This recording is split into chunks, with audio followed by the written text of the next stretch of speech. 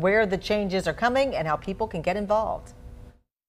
Take a look at these sidewalks here. Construction adding new walking spaces for people in Hoover. And Hoover city leaders want to expand on these walking and bike plans that are nearly 20 years old. People like Anne Marie Lovell It would be great if we could walk around anywhere with her and take her to some new spots. look forward to seeing more spacious sidewalks and paths for she and her dog around Hoover. It's been quite a while. The city of Hoover is looking to improve its existing bike trails and sidewalks that haven't been touched since 1999. It's a project that's going to go on forever.